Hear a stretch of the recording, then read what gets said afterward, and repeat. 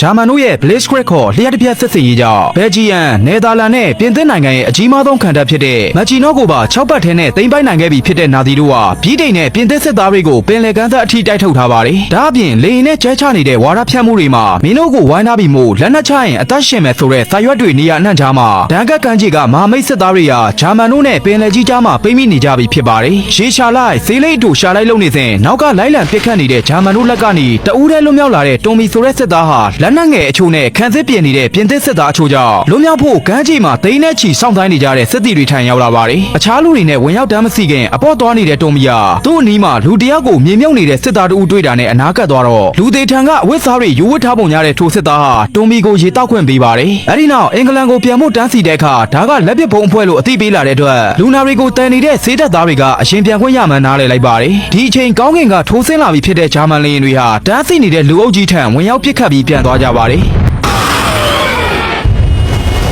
အင်္ဂလန်နိုင်ငံရဲ့စိတ်ကမ်းမှာတော့ဝင်ကြီးချုပ်ဝစ်စတန်ချာချီရဲ့အမိန့်နဲ့ဒဏ်ကရေလက်ကြားကစစ်သည်တွေကိုကဲ့ရန်ဒိုင်နမိုစစ်စင်ရေးအတွက်ပြည်သူတွေရဲ့လေကိုတောင်းခံနေပါတယ်။ဗြိတိရှတော်ဝင်လေတပ်ကဖာရီယာတို့ဟာဒဏ်ကထံဘုံလာကျဲနေတဲ့ဂျာမန်တို့ကိုမိနစ်40လောက်ခုခံဖို့လောင်စာနဲ့အမြန်နှုံးကိုချွေတာရန်ညွှန်ကြားချက်ရထားပါတယ်။တွန်မီနဲ့သူ့ကိုရေတိုက်ခဲ့တဲ့စစ်သားဟာဘေးမှာညှဉ်းညူနေတဲ့ဒဏ်ရာရစစ်သည်တယောက်ကိုကောင်းမှရင်ကယ်ဆယ်ရေးသင်္ဘောရပ်ထားတဲ့စိတ်ခံတရားထံပြေးပါတော့တယ်။ထိုနေရာမှာပြင်သစ်လူမျိုးတွေကိုလက်မခံပဲအင်္ဂလိပ်လူမျိုးတွေသာဝင်ရောက်ခွင့်ရှိတဲ့ကြားကစိတ်သက်သားတွေကတော့ဖျက်တမ်းခွင့်ရှိကြပါတယ်။သင်္ဘောထွက်ဖို့ပြင်နေချိန်မှာလူနာတယောက်ကိုအပြေးတက်လာတဲ့တွန်မီတို့ဟာအချိန်မီမှမဟုတ်ဘူးလို့တားပေမဲ့ဘုံတွေအသက်မပြတ်ကျဲနေတဲ့ဒီနေရာကလွတ်အောင်ခက်ခက်ခဲခဲတိုးဝင်သွားကြပါတယ်။အသက်ကဲအိမ်တွေတင်နေကြတဲ့လှေတွေကိုရေတပ်ကလိုက်လံစစ်ဆေးနေကြပြီးအန်ဒီယံများတဲ့ဒဏ်ကက်ကိုကာကွယ်ရန်တော်ဝင်လေတပ်ကလည်းအသက်မပြတ်စောင့်ကြည့်နေပါတယ်။သင်္ဘောစီတက်ချင်လို့လူနာကိုတည်လာတဲ့တွန်မီတို့ဟာဘုံကြောင့်ပြက်စီးနေတဲ့တကားကနေခက်ခဲစွာကျော်သွားနိုင်ခဲ့ပြီးတစ်ဖက်စိတ်ကမ်းမှာတော့ရေတပ်ကိုလှေမပေးခြင်းနဲ့မစ္စတာဒေါ်ဆန်တယောက်ကန်းကားခွာနေချိန်သူ့သားပီတာရဲ့တငယ်ချင်းဂျော့ချ်ပါလိုက်လာတာကြောင့်သူတို့သွားမှာစစ်ပွဲကိုလို့အသိပေးတဲ့အခါ